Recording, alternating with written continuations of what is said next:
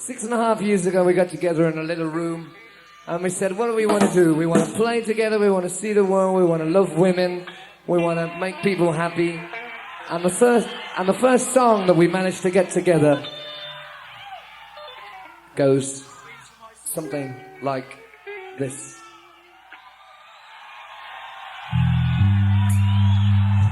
Well, good evening, good afternoon. Hello, everybody. I hope everyone's having a great December. It is December 2022. You are listening to Zepfan, the All Things Led Zeppelin podcast. Welcome. This is episode 10. You could search previous podcast on Apple Podcasts, Spotify, search Led Zeppelin, search Zepfan. You'll find it. My guest for today is author Martin Popoff. Martin is author of roughly 115 books ranging from hard rock, heavy metal, progressive rock, record collecting, and a list obviously goes on. He has written for Goldmine and bravewords.com, as well as many CD liner notes for artists such as Dio, Molly, Hatchet, Montrose, Rush, and Twisted Sister. Today, he is here to talk about his book, Led Zeppelin, All the Albums, All the Songs. Let's welcome Martin Popoff to the show. Martin, how's it going today? Oh, it's going fine. Very cool. Thanks for having me. Always a good time to talk Zeppelin. So. Right. Well, that's how I feel too. That's why I have this podcast. That's a pretty impressive resume. I mean, at what age did you realize I want to write music, or I want to be an author for being a music writer? Boy, I was actually 30. Wow. Okay. My first book was a self-published book of record reviews called Riff Kills Man, 25 Years of Recorded Hard Rock and Heavy Metal. And I was in the print broking business. So it just seemed like, I wasn't scared about the making a book process, didn't get a publisher, just self-published it. Right. But yeah, so I was just a crazy music fan since about 9-10 years old or whatever, so 71, 72. Massive music fan, but really didn't get into the business till then. And then quickly after, that's when I had first moved to Toronto, and then I met Tim Henderson, who was running the heavy metal department of HMV. He was just breaking away from Drew Masters, who had a metal magazine here in Toronto called Meat Magazine, and we started Brave Words and Bloody Knuckles in May of 94. And that's when I started interviewing lots of guys and keeping on, writing a lot of record reviews and, like you say, liner notes and stuff like that. And then the books just kind of kept coming. Right. In the magazine, Brave Words and Bloody Knuckles, you actually had Led Zeppelin on the cover in 2003. So great for collectors there out you there. go. Yeah. I think it was August, if I'm not mistaken. That was really fun because basically what happened there was, and I didn't tell Tim's the boss, and Tim's like assigning people to do things and whatnot. And there was the, I think that was when the West was, How the West was won, yeah. Yeah, that comp. I think it might have been that comp that was coming out or something around that time. And I had happened to go see King Crimson. Right.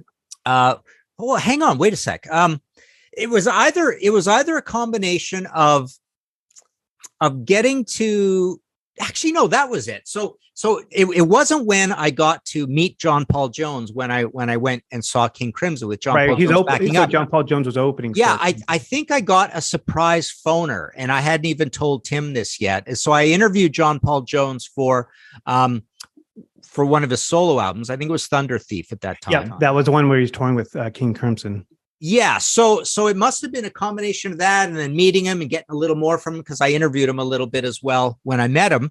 But I just surprised him with I just said, Tim, I've got your cover story. Don't worry. Just keep working on the mag. I'm going to turn something in that you're really going to like. And I turned that in. It's like, wow, we can put Zeppelin on the cover, because it was a good Zeppelin interview. It wasn't all Thunder Thief. John Paul Jones, super nice guy. Right. Really good guy to interview. And he had some really insightful things to say about Zeppelin songs and stuff. And basically it aligned with there actually being Zeppelin news, and boom, we put them on the cover. Right. And, with his album Zuma and the Thunder Thief, I mean, you could clearly see why he's, 25% of Led Zeppelin. I mean, he has such a strong force. And I remember when Zuma first came out, you listen to that album, it's like so strong, and you just expect Page to be riffing all over that, because it's such a great album.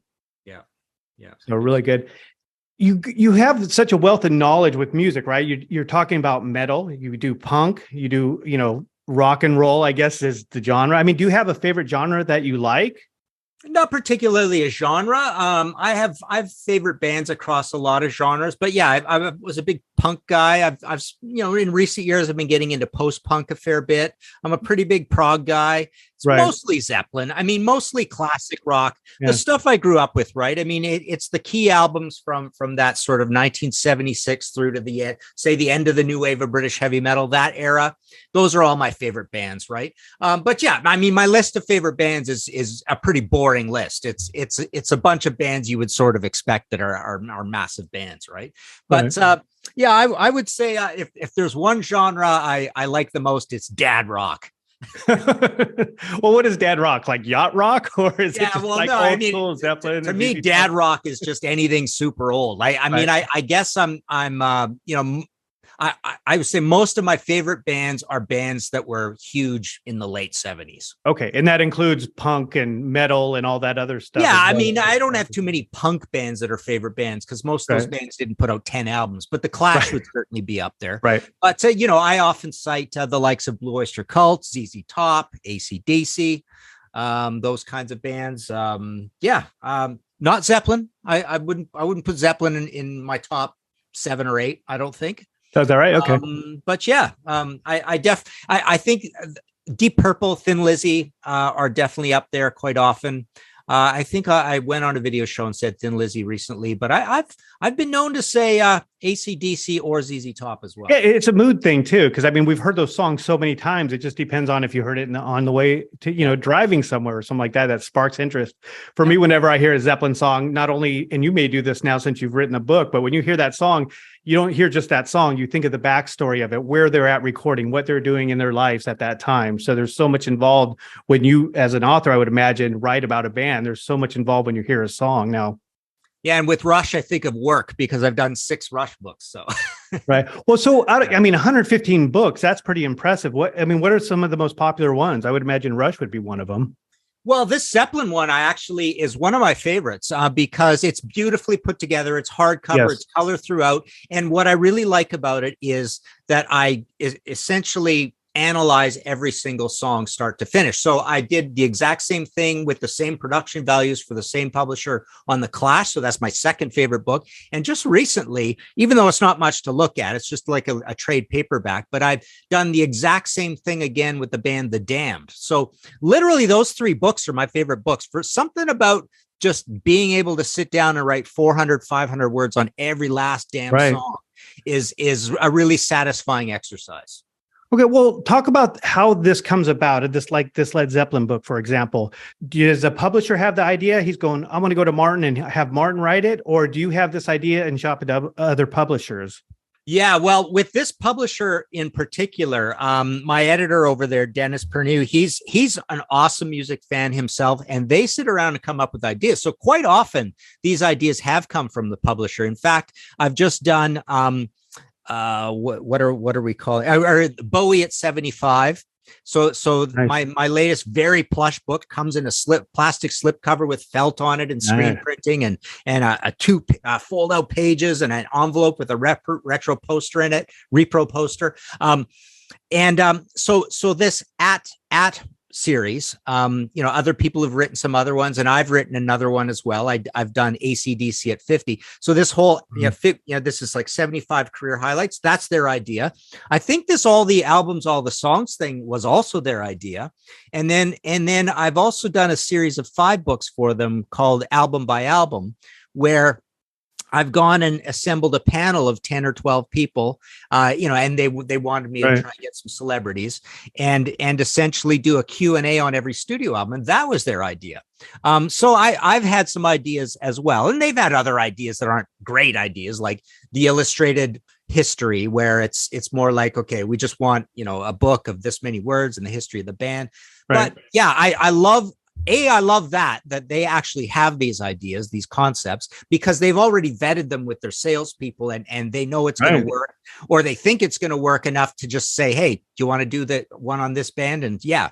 But the other thing with them is that they go away and do all the image gathering and stuff and the, working with the agencies and getting the memorabilia. And Dennis does an amazing job of that. And I don't have to worry about any of that stuff. So I just have to write the thing. So that's why there's a copy of the Zeppelin right here. That's why. That's why this is so much fun, because I just have to do the words, turn in the words, and they turn out a beautiful book. Right. And there's nothing, I have a graphic design background, and I've also self-published 2 Led Zeppelin books, and I used to do a Led Zeppelin fanzine in the 90s. But there's nothing more gratifying than once it's off the press, you smell it, you open it up, you feel the pages, look at the cover. Then obviously you always find 1 or 2 mistakes. You're like, oh man. Yeah. I know, I don't read anything. Yeah. I'm scared to read it at all, right? Well, I have to say the layout of the book is pretty amazing too. What I like about it, it's almost like you're looking at the back of an album. So it has the information on the artist, of course, what instruments they play, the record sales, the charts and everything. So it's really informative, and you dive pretty deep into the albums, and the photos used are align with the year you're talking about, which is a big thing to Zeppelin fans, right? Because we're so nitpicky. When you meet a Zepp fan that knows everything or feels like they know everything, they'll see a picture and like, that's not 73, that's 75, that shouldn't be in that section. So I think this book does a really great job of that, kind of going through the years and showcasing those photos and stuff. What is preparation on this book? So they come to you this idea of, Martin, we want you to do all the albums, all the songs. Do you lock yourself in a room for 2 weeks? How long do you have to write this? And, what do you do to kind of just self-absorb yourself with Led Zeppelin? Yeah, I do tend to want to just be working on one book at a time and try not to mix it up with another book, although I've quite often had to do that as well. But yeah, you just literally immerse yourself, listen to nothing but Zeppelin. I've got, my iPod classics are full when I'm walking around or coming to the office or driving in the car. And with this, there's a lot of putting on the headphones, listening what's going on the right channel, left channel, that kind of thing. Doing a lot of research, reading all the old interviews, other Zeppelin books. Dave Lewis is obviously a great resource, right? That guy's a legend. And yeah, just comparing everything and seeing everybody's notes and what they're saying. And then I have a big, in fact, I am apparently, a publisher looked into this once, I've written more record reviews than anybody in the history of mankind. Right? Guinness Book of World Records right there. Yeah, 7,900 reviews. So I definitely have a reviews background. So a lot of this is reviewing and analysis, right, and bringing a drummer's perspective to it as well. A somewhat of a musician's perspective too. Right. Are you a musician yourself? Do you play anything? Not a great one. I'm just, I was a hack drum. We actually were a professional band in the 80s, and we got paid by the bars and stuff. But so I have been a drummer, and I've always owned a guitar and bass and stuff like that. And we have a keyboard, and I've always played a little bit of that stuff too. But no, I mean, you bring a little bit of a musical perspective to it as well, but also just as a fan, and also a contextual thing, right. Being someone who was there in the 70s and comparing what's going on with Zeppelin to the Stones and Sabbath and all that kind of stuff. And right. So that's a question I have for you. So you obviously have a wealth of knowledge of music and have listened to more bands that I could ever imagine. It sounds like you already knew Led Zeppelin music, but after doing this deep dive into the Led Zeppelin catalog, I mean, what is your takeaway of Zeppelin songs or the albums? For example, production values compared to other bands. We'll kind of go from the top, from Led Zeppelin 1 on down, and maybe you could tell me some of your favorite songs or something that you thought was an interesting fact. For Led Zeppelin 1, I mean, what was your takeaway? Yeah, so Zeppelin 1, I definitely wouldn't. I can't say I lived that. I would have been 6 years old. So, but 4 years later, I was already having context. But so Zeppelin 1, I think the most important thing about that is that I almost figure that it's one of the very first albums that makes the blues interesting for metalheads. And that's what I was. I was a metalhead, right? So it's exciting. It's varied. It's got folk in it. It's up tempo. I just did we do a weekly show on Sea of Tranquility YouTube channel where we just did one, The Roots of Thrash. And we talked about Communication Breakdown. Right. And it's somewhat doomy, and it's got this new kind of expressive, wild vocalist. They're a power trio with 4 guys in the band and stuff. So for that time, it absolutely was. For 1970, it already sounds old, but for early 1969. It's sort of the next incremental step. It's not crazy imaginative. It's along the Hendrix, Cream, Yardbirds trajectory, but it's not Black Sabbath 1. I mean, Black Sabbath 1 is a wildly creative album compared to Zeppelin 1, but Zeppelin 1 at its time in 1969, at the beginning of 1969, is a really exciting proposition. And it's well produced. You asked about production. For 69, it's definitely well produced. Yeah, and that's what my takeaway, even listening to all these, they always remaster and stuff, but I always thought they sound so good compared to other songs you hear from bands from that era. I mean, Jimmy Page was, a musical genius during producing all this stuff, and they sound good today. Yeah, and then when you get to Zeppelin 2, I think they're even more better produced. Zeppelin 2, I got it because I have a bit of a bone to pick on Zeppelin productions, but I think out of all 8 of them, I think Zeppelin 2 sounds the best for its time. Late 69. Yeah. Right? Yeah. And they were recording all that on the road too. Yeah, and it really does. It has enough bottom end. It has, a sober amount of treble. It doesn't have a lot of treble. It's not high fidelity, but it's more than workmanlike. Like it sounds very professional for its day. Right. So is there any standout songs on Led Zeppelin 1 that you really liked, going back and researching your book? Or Led Zeppelin 2 that you really like?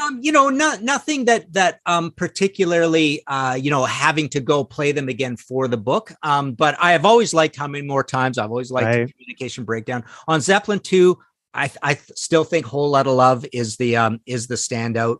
Live and Love and Made I like as well. It's anything that has a bit of, to me, those 2 songs are the ones that have the most modernity to them. Right. Like they're moving forward. They're moving forward the idea of metal. Because I was basically an uncompromising metalhead for my entire, up until really like first year university, 81. Right. It was like we mathematically had formulas for working out how heavy an album was, and that literally meant how good the album was. Right. Well, and I think that's a great comparison, because Led Zeppelin 1 I thought was very heavy in a sense, but Led Zeppelin 2 had a lot more diversity, because you have Thank You and, of course, Against Whole Lotta Love. So there's a lot more going on. And Lemon Song, almost a continuation of Led Zeppelin 1. So I just want to ask this about Led Zeppelin 1, and I may be biased. Mm-hmm. Is Good Times, Bad Times one of the best ever songs for a debut album? Yeah. Or is it just me? I always thought just the drums and the bass, and then when the vocalist comes in, I think it's just such a great song. You're right. Yeah, it's a great way to start. It's a great way to start a song, even, of course. And yeah, it's complicated, and it also does have a little bit of pushing the envelope forward. It's not a blues song, right? Right. Which is good.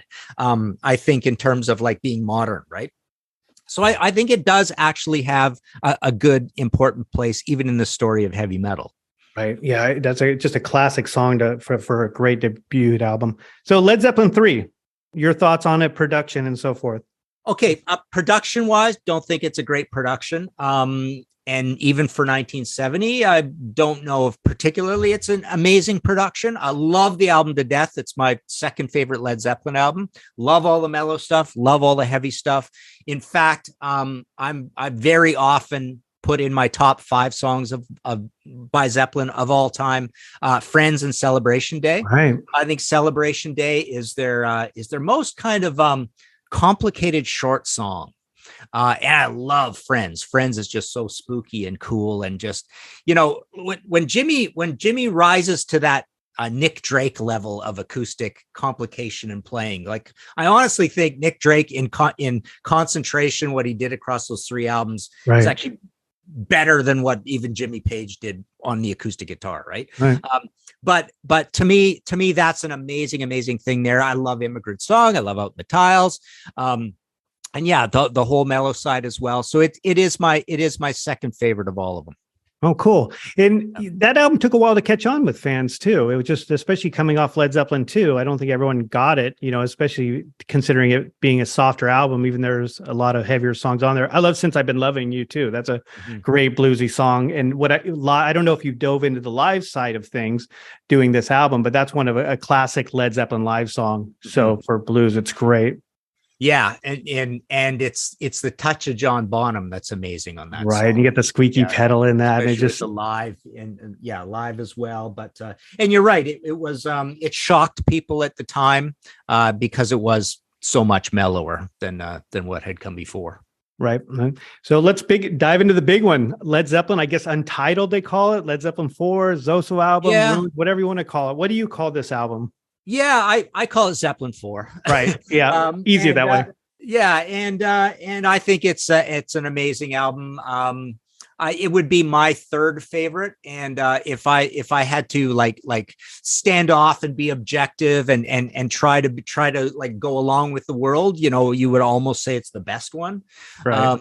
As well, but yeah, I love it to death. I everything they did on it was we picked this direction. We nailed the heavy frenzied rock and roll type song. We got Black Dog and the complication of that and the slow beat, but it sounds like a fast song at the same time. It's got this kind of Escher sort of illusion to it, right? Misty Mountain Hop is incredible. The one song I have it in for, and I always get heck for this, is Stairway to Heaven. I never really was a big Stairway to Heaven fan, right? I every time I talk about Zeppelin, it sounds like I'm complaining. There's been a lot going around lately about the new Metallica song in Lux Eterna, and everybody's joking that anybody who's complaining about it, they're all huge Metallica fans. Right. And that's always what it is. Yeah. Zeppelin were the same way, right? Every time I do some list or something on Facebook, there's a lot of arguing going on. Zeppelin fans are angry people, right? But no, that song, I literally don't like any of the parts a lot. I don't think any of the parts on their own are super, super creative. I like the lyrics. But and I don't think the tone choices and the production are all that exciting either. I mean, even I just even compare it to Misty Mountain Hop, and Misty Mountain Hop sounds like a way more sophisticated song to me, in every way. And yeah, love everything. Love Battle of Evermore and When the Levee Breaks, all that stuff, right? But yeah, Stairway to Heaven, for some reason, I just you know what it reminds me of a little bit, Mark? I just did a Metallica top 20 list, right? And people are saying, oh, where's one? Where's the Unforgiven and stuff? And I always like type back and say, Metallica ballads sound like a sound check in an arena, right? And Stairway to Heaven kind of feels a bit like that as well. Like they should have worked the arrangement a little more. Yeah, added some stuff to it, right? What's interesting about that song, of course, it's for radio airplay and all that stuff, it's the epic Led Zeppelin song. And, Robert Plant's pretty well known for not liking that song, or not saying he doesn't like it, but, just not being one of his favorites. He loves Kashmir. And, I had the same observation the other day on another podcast. I wonder if John Bonham was alive still, if he would actually like that song, because he doesn't play halfway through it. So they probably wouldn't like playing it that much live as much as doing Kashmir and so forth. So you have to wonder, while it is a great song, it just, who knows? Yeah. With John Bonham, you wonder though, it's like he may even like the songs more when he doesn't have to play them, right?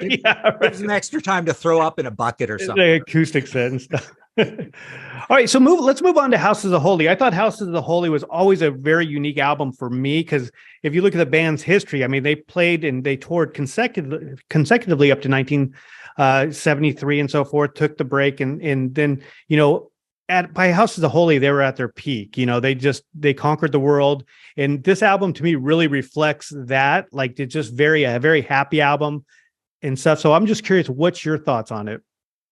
Yeah, it's another one where I think that the fans were starting. You're starting to get that complaining Led Zeppelin fan thing going, right? So it's almost like they were happy with Led Zeppelin 4. They weren't happy with 3. And at this point, it almost reminds me of, we just did a Rolling Stones top 10 on another buddy show the other day, right? And I made the comment that I like that period. Lately, I've really liked that Goat's Head Soup, It's Only Rock and Roll period. Right. And I really like the Who by Numbers. And there seems to be this period in time when these big, massive bands, the fans sort of turn on them a little and start complaining about them a little. It doesn't feel like it's their place in the world or whatever. But I'm kind of going against the whole premise. I had some pushback saying, well, Led Zeppelin was ruling the world at that time or whatever, right? So fair enough, right? So maybe Led Zeppelin's time actually was around this time. But we also have to realize that it's not that well received an album. Mhm. B, it's 2 years from the previous album and 2 years to the next album. So there's a Right. bit of a fallow period there. I mean, sure. So it's a big live time for them. But back in the world of recorded history, for them to turn in an album that is a little bit, down in terms of estimation, there's quite a gulf going on there, right? Now, production wise, you asked me, I think now Jimmy is really sounding not good compared to the rest of the world, because now you've got the likes of Montrose, you've got Pink Floyd, Dark Side of the Moon. There are some really pristine, gorgeous sounding records coming out now, and Jimmy's got this kind of he loves noise and distortion and mid range. It seems, right. I think you actually get that on. Somewhat on Led Zeppelin 1, but we can excuse that because it's early 69. But, this characteristic of his production sound, you hear on 3, 4, and now Houses of the Holy, I think, where there's it's a weird treatment of the bottom end. Right. The top end is distorted and there's lots of it. It's kind of seething and trebly and screechy. So I don't think it's that well produced an album. I love the songs on it. I love so many songs on it, especially Dancing Days, I think is the masterpiece. Song Remains the Same is a masterpiece too. Love No Quarter. Right. I love how Song Remains the Same goes into Rain Song too. That's one of my favorite, but I think Song Remains, really good. Another epic opening choice of track one of that album with Song Remains the Same. It just really gets you going because it's different than what previous Zeppelin. It's not Led Zeppelin 4. It's not Black Dog. It's more of a progression kind of style. So it's really progressive rock style. Yeah. And again, I've never really thought of this, but I feel you get a sophisticated, complicated Jimmy there the same way you do in Celebration Day. Yeah, that's true. And from my understanding, that was supposed to be an instrumental. Then Robert heard it and threw some lyrics on top of it. So, and great song. Cool. Well, let's move on to Physical Graffiti. So this is another classic album of Led Zeppelin's. Some Zeppelin fans feel that it's their favorite album. What's your thoughts on this one? Because it's kind of a mismatch, right? Or a mix match of everything. Kind of, we have the new stuff and we have some older stuff. So what's your thoughts? Yeah, it's I have often called this album my favorite album of all time by anybody. Occasionally I'll say no, my favorite album is Black Sabbath Sabotage or Clash London Calling. I immediately think of London Calling because we're all suckers for double albums, right? Right. So, double albums always back then, right? Yeah, it's cheating, right? It's the same way. It's the same way live albums are cheating, right? They're greatest hits albums at the same time. That's why you never rank live albums when you do album ranking. Yep. But no, this is basically my favorite album of all time by anybody. I've often called it. I've often likened it to an aircraft carrier. It's basically an aircraft carrier of an album. It's just that majestic and cutting through the waves and huge, right? And to me, it doesn't feel like a mishmash. You only sort of know that when you know the story. Right, dive deep into it. Yep. Because I think even even though it's recorded in pieces and kind of all over the place, I think the recording sounds evened out. Right. Nothing really strikes me as distracting recording wise. Now, the actual production of it, I still think it's a pretty darn good sounding album. But it still is sort of in this mid-rangey meat and potatoes workman-like mode, right. But I still love it. And it's almost like I love the album so much that I'm championing what he's doing production wise, right. as a type of genius.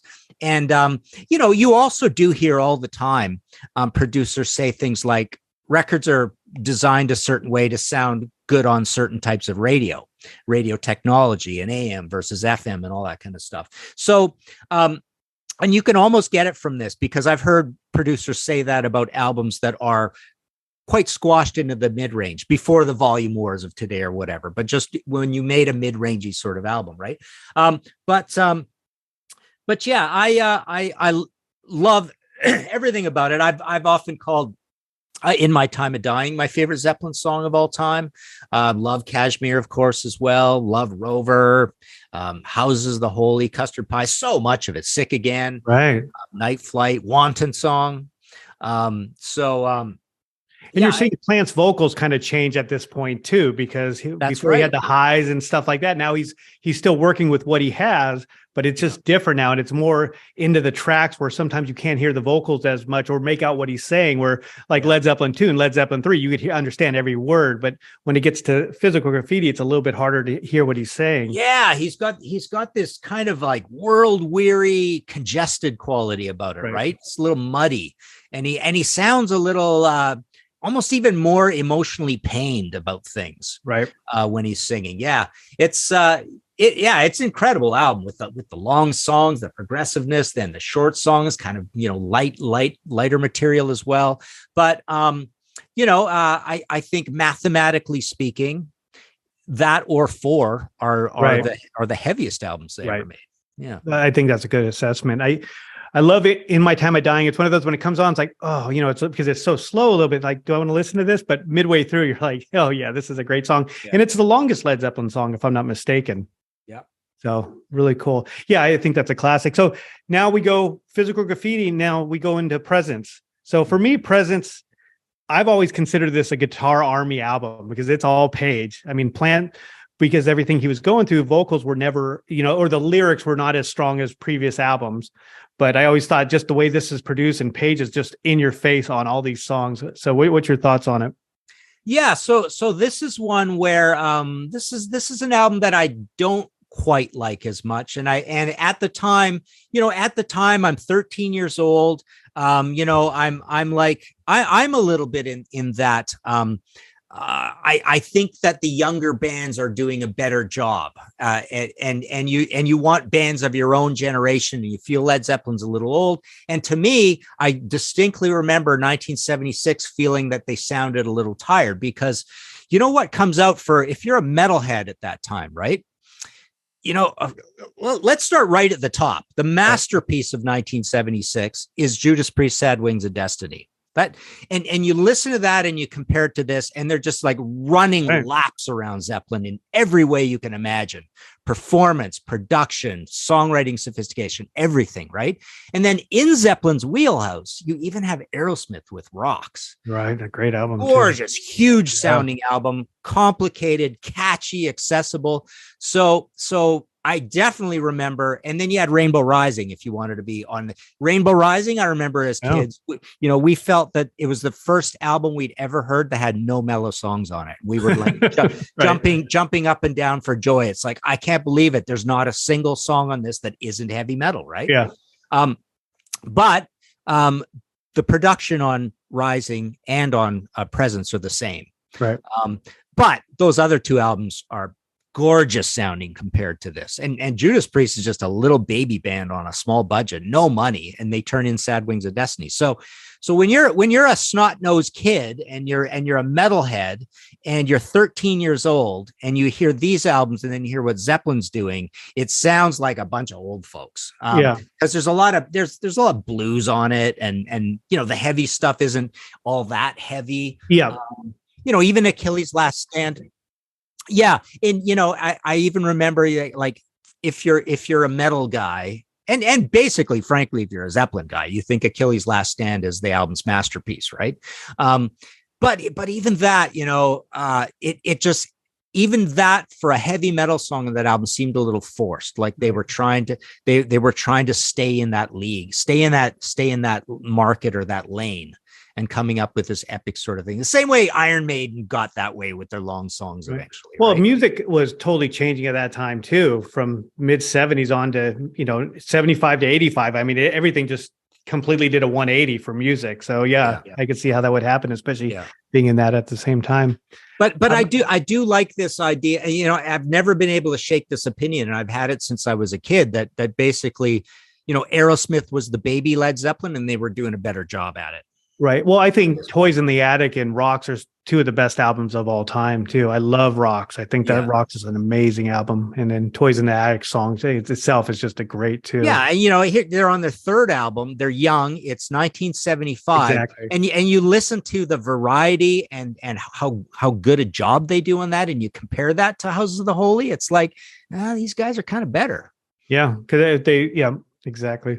So Presence, we won't talk about the Song Remains the Same soundtrack, but that was next. That came out, and I almost feel Song Remains the Same itself came out almost as a force, because with Plant getting in the car accident and all the rumors about Zeppelin breaking up, I think it's something Jimmy wanted to put out there just to let everyone know Led Zeppelin's still around, on top of Presence. So there was a Song Remains the Same soundtrack. Then we hit In Through the Outdoor, which is pretty interesting. Again, I think what I love about, reviewing these with you, it's like you really understand the aspect of each album, though, because everything just sounds differently from one to House of the Holy. Now we're at In Through the Outdoor, just completely different. But your thoughts on In Through the Outdoor? Yeah. So as a kid, we were all, of course, horrified because it wasn't very heavy. Right. And I remember this was one of my fond memories. I grew up in a small town, Trail, BC, and our big town close by was Spokane, Washington. And that's where we got our FM radio out of. And there was a station there called Creme FM, and they played the whole album right through, and I taped it and all that stuff.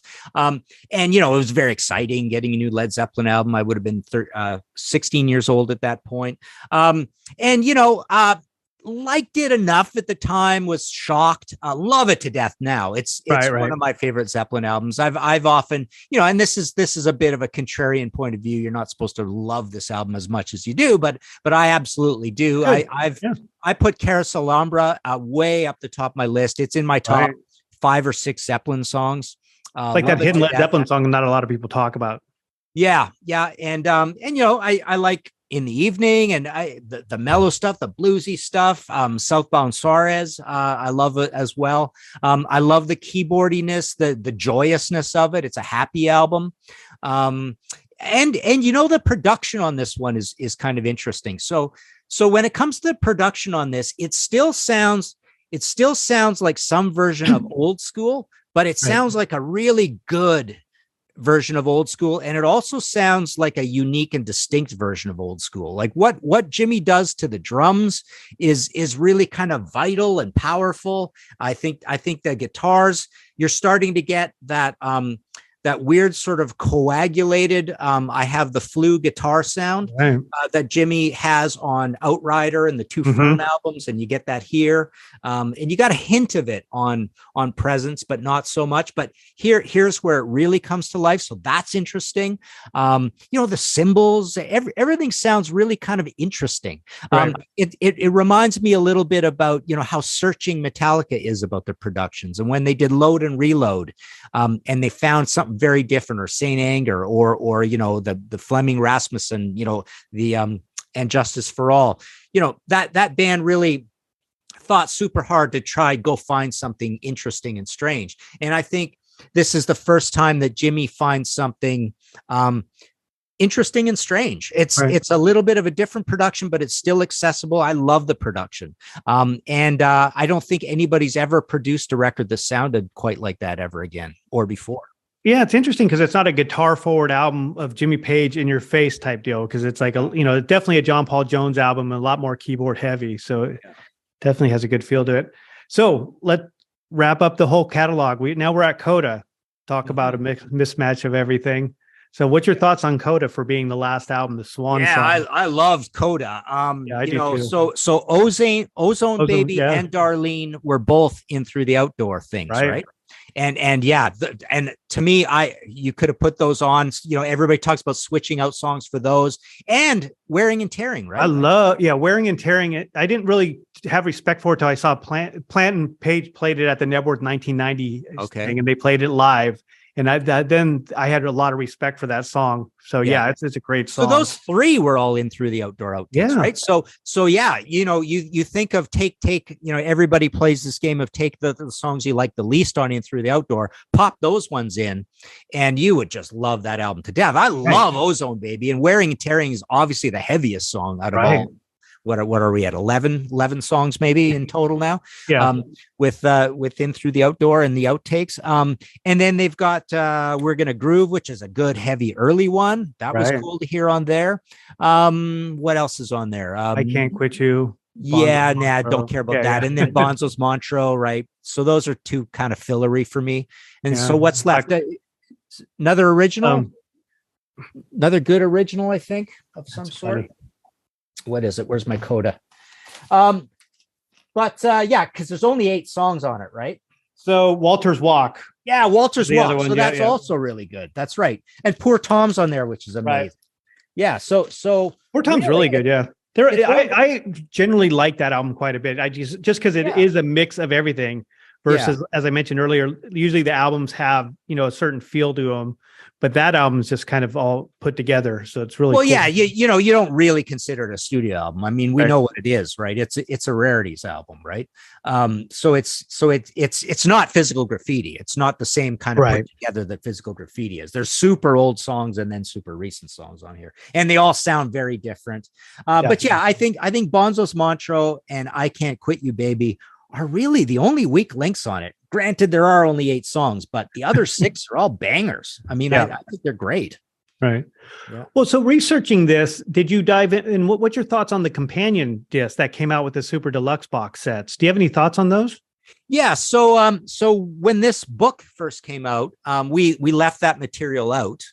And then they changed the ink colors on the cover and called it expanded edition, right? And that's what just came back into print. Obviously, the original version doesn't exist anymore, right? So there's another 11 pages that kind of go through some of that stuff, right? And really, there's not a lot. Zeppelin is at the low end of the totem pole, frankly, when it comes to how many cool rarities do we have in the past, right? So most of what's in here, so I basically like fretted really hard about what songs to put in as the rarities part. And let me just go through what they are here. So so we put in Sugar Mama. So that was one of the big new revelations of on across the discs, right? Baby Come Home. We've got As Long as I Have You. Which Traveling isn't a Rivers. recorded song. It's you. So with the expanded edition, you're diving into a little bit of the live songs too, yeah, right? So what I did is the rarities that I stuck in the book are a mix of the official, new rarity stuff mixed with the a few live things that rise right to the top in terms of semi-officialness or just interestingness. Like there were good recordings, or it was a really well done song and it's kind of modern sounding. It's not just like part of an old blues song, right? Of course, we got Traveling Riverside Blues in here. That's a staple of Zeppelin, right? I've got 2 pages on La La intro, outro, rough mix. I've got The Girl I Love, She Got Long Black Wavy Hair. I've got Something Else. Come On Everybody. So, we're really at the bottom of the barrel here. Right. Well, White Summer. Yeah. Hey, what can I do? Of course, is another staple. I mean, really, Zeppelin had the 2 rarities. Our whole lives, they had 2 songs, right? We've got St. Tristan's Sword in here, rough mix. We got Key to the Highway, Trouble in Mind, rough mix. Jennings Farm Blues. So that was a pretty substantial new thing, right? Swan Song, not really substantial. Ribs and All, Carrot Pod, got that in here. And so that's what we put in. So so it sounds like it's about a half of the best stuff off of the rarities discs and half the best, most remarkable live things anyway. Yeah, like Come On Everybody and As Long as I Have You. I thought as Long as I Have You from '69 was pretty impressive too. That you could tell they're going to be just an amazing heavy band. So and my thoughts on the companion disc too. I thought 2 and 3 were pretty good. 4, you listen to it, it's like, and I've heard the albums thousands of times, and when I can't tell a difference or a very subtle difference, it's like, oh yeah, you shouldn't have released this. Especially In Through the Outdoor was another one. The Coda companion disc, we were talking about Coda, that was a great mix of everything.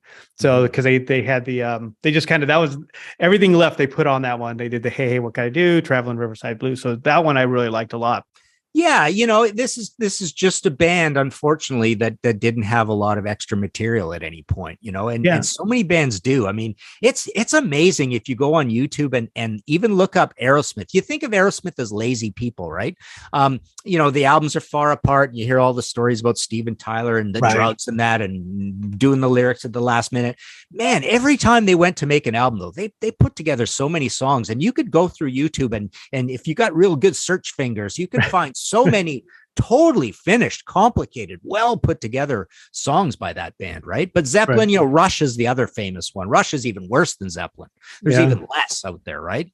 There's nothing. In fact, Rush, I mean, no, Rush doesn't have Not Nothing, but I mean, is that right? Interesting. the stuff that the only things they have are before the first album. So you've got Garden and a couple other things, right? That's interesting. But literally along the way, if I remember correctly, with Rush, they don't have a single rarity. I don't think they have a single song that did not show up on their album. Like no nonsense, they just have their stuff ready to go in the studio, record it, no mess around, no extra songs. Well, they use everything, right? The butcher uses every part of the cow kind of thing, right? Right. But yeah, Zeppelin, it's kind of funny. It's a little bit ironic in that they could be so adventurous live, but yet have nothing left over when they're in the studio. So not to put you on a spot, but do you have a top 10 Led Zeppelin or top 5 songs? Yeah. In fact, I actually just recently did one and we put it on Goldmine magazine. It was a top 20. So I'm going to guess, and I hope nobody takes me to task how close this lines up. But, I could almost recreate this off the top of my head and go even farther than 5. But so as I mentioned, In My Time of Dying is going to be up there. Houses of the Holy is going to be up there. Friends and Celebration Day is always up there. I would put Misty Mountain Hop. I would have Nothing absolutely from the first 2 albums. Don't care. I mean, nothing there rises to the level of In My Top whatever. I could pick 3 or 4 more songs from, actually 5 or 6 or 7 more songs from Physical Graffiti. I wouldn't have anything from Presence. I would have Carousel Alhambra in there for sure. But yeah, boy, I'd have Rover in there. I'd have Wanton Song. I would have Night Flight even, which is kind of a simple poppy song, but I'd still have that in there. 10 Years Gone, Trampled Underfoot. Yeah, I could literally probably go through that whole record. Let's see, House of the Holy, Dancing Days, definitely Houses of the Holy. Maybe Song Remains the Same. So yeah, that's now I've now named probably half the whole dang catalog. But, I love Ozone Baby too. Man, I think that's a great song. So in the liner or the notes in the back, and you mentioned it too. So it originally came out in 2017, reprinted in November 2022, right? And is that the expanded edition? Yeah, no. So what happened was, if you're saying it came out in 2017, I'll believe you. But then there was an expanded edition like 6 months or a year later. Okay, once a companion disc came out and all that. Yeah, then it went completely out of print for like 3 years. That's not a bad thing. And then it just came back into print, whatever, in the last couple of months. Right. Okay.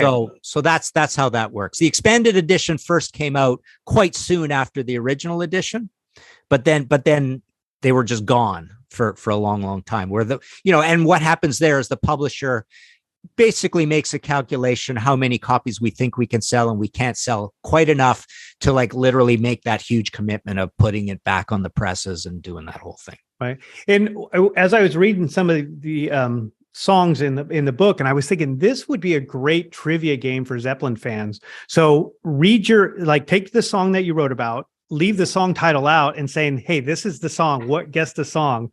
So as I was reading that, I'm like, I have to do this somehow and figure out how I'm going to put it in the show. Cool. So maybe that's your next thing. Do a trivia game box. Yeah. Any Led Zeppelin projects in the future or other books you're working on? No Led Zeppelin projects. We talked about that album by album series before. I'm starting to revive that, but with my UK publisher, and they're probably going to be more like trade paperbacks. They aren't going to be gorgeous, swanky books, but actually through the same publisher that did the Zeppelin, I've got some real bangers coming out for sure. The Bowie was amazing. Like I say, that was the most plush. Really it's $100 book actually. And then, AC/DC at 50, and we've got a 50th anniversary of Dark Side of the Moon coming out, and a 50th anniversary Quadrophenia book coming out, and those will be, really nice plush looking books. And I could see, we originally didn't do a Zeppelin book of the series where I assemble a panel and we go through all the studio albums. So I could see doing that at some point, right. Because, having done this book, there's so many kinds of Zeppelin books I really can't do because it'd be doing the same thing again. So if I just ask all you guys, and I would get you on the panel probably, if I just ask you guys and I'm just the moderator, now I'm putting your views into it, which is kind of cool. Well, I think you have a little bit of that in this book, right? Just there's one section that talks to a couple of celebrities about Led Zeppelin and so forth.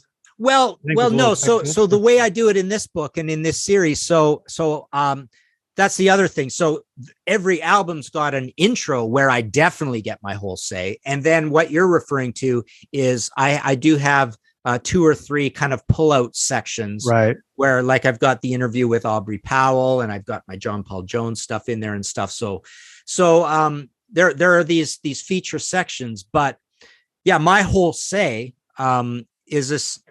Actually, what am I thinking about here? No, so no, the intros are actually. Yeah, that's right. I'm getting it mixed up with the album by album ones. Yeah. The album by album ones are where I do an intro of my own. Yeah, here my say is every single song. But you're right. I've got these sections where the Aubrey Powell stuff was amazing. Well, and I was going to say you put that in the book too, talking about the object, and that's a must too when you talk about Presence, because that thing's such an epic piece. And we saw it on Storage Wars not too long ago. Brian Knapp trying to sell it. So everybody knows about it. Even if you're not into Zeppelin, I have people from my work asking me, "Hey, could you get me an object?" Just because they've seen it on TV. So I love the object. I've done fake record ads where I put the object in. I've done this whole Blue Oyster Cult project where the object works into it because of its relationship to John Dee and the Obsidian Mirror, or in Blue Oyster Cult terms, the Magna of Illusion. And so like I've worked the object into a lot of things. I love the object. I draw it. I've done little collages where I've cut out things and had people hold the object and stuff, just like on the gatefold of right. Yeah, it's so well known. That's awesome. Yeah. Well, Martin, thanks for joining me. I'm going to wrap it up here. So I always ask my guests just a couple questions, just 1-word answers or so. You kind of touched on these already, but I'll ask you anyway. Favorite LP, favorite Led Zeppelin LP? Physical Graffiti. Least favorite LP, Led Zeppelin, of course. Wow. I think we're going to have to go with 2. Okay. And favorite Led Zeppelin song? Yeah, let's go with In My Time of Dying, right? Okay. It's the double album of Led Zeppelin songs. Right. Great way to put it. Love it. Least favorite Led Zeppelin song? Wow. Boy. Maybe something like I Can't Quit You, Baby, or did they even write that? Is that theirs? No, that's not theirs. I don't think that's not theirs. Yeah. So something similar. What would be the least imaginative blues song that they did write? Oh, I'm gonna crawl now. Well, I think the good thing is that you can't think of one. I think that there's nothing. Yeah. No, I love this question. Let me think. I've never been asked this before. Hot dog is always a candidate, right? People always have it in for that one, and I suppose I do too. Well, some people don't like Living Loving Maid, and you mentioned that was one of your favorite songs. Yeah, no, you know what? Moby Dick has to be up there because I hate instrumentals. Right. Can't stand them. Just don't like instrumentals at all. Hang on, I don't know. I'm gonna keep you here for a second because I want to get this right. Let me see here. Yeah, that's right. So. Yeah, because You Shook Me, they didn't write either. Right. I Can't Quit You, Baby, they didn't write. Well, I think a lot of the stuff off Led Zeppelin 1. Yeah. Well, and Your Time Is Gonna Come. Not a great song. Well, yeah. I'm going to point out one other thing too. Just talk about Led Zeppelin 1 real quick that I made a quick note of. And I found out in your book, because I always was under the impression that Babe, I'm Gonna Leave You was a Joan Baez song. Right. I never thought anything of it, just always growing up, it's, here's a Joan Baez's version. That's where they got it from. And in your book, you had Ann Bredon. She wrote Babe, I'm Going to Leave You. Then that's where Joan Baez got it. So that's where a lot of the lyrics came from.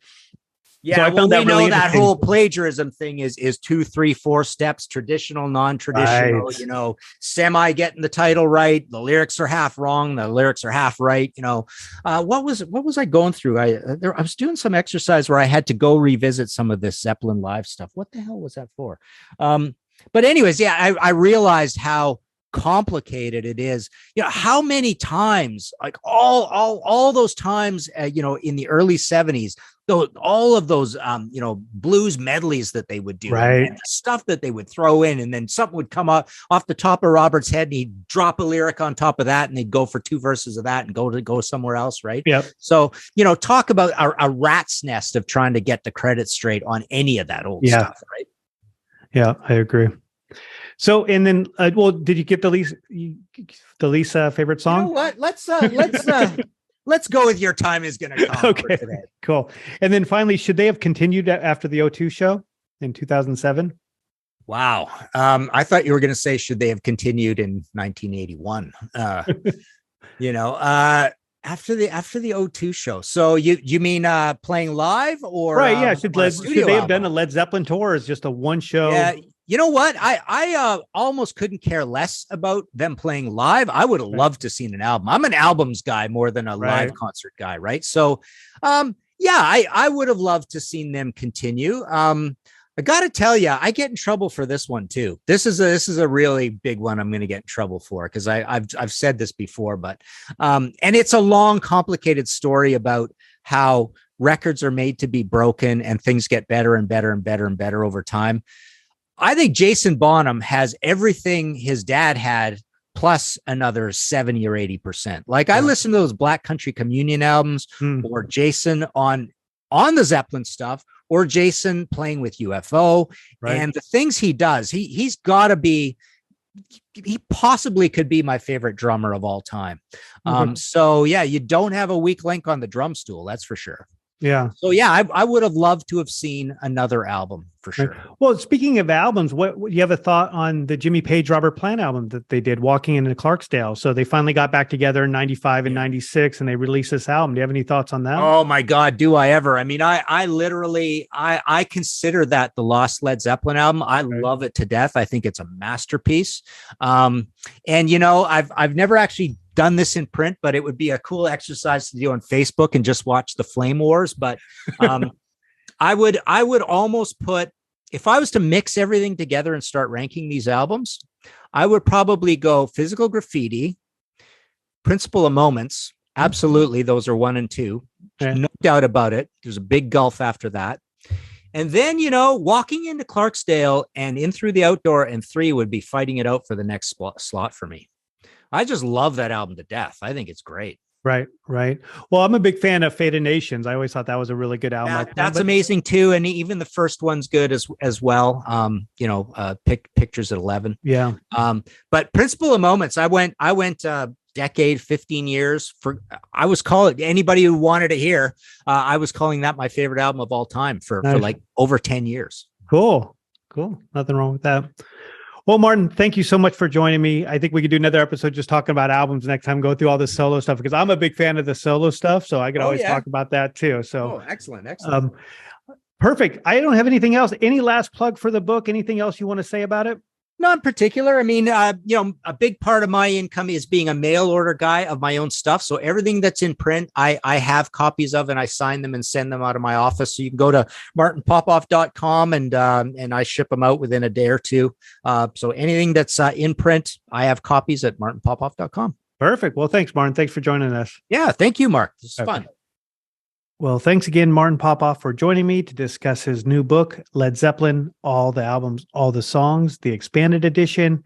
You could pick it up at Barnes & Noble for $15, so it's a great deal. You could also pick it up on Amazon. I think I saw it on there for $15 as well. That is it, episode 10. If you need to reach out to me, contact@zepfan.com. Please, when you listen to the podcast, if you could leave a rating or a review, that's greatly appreciated. Until then, happy holidays. Listen to some Zeppelin. Rock on.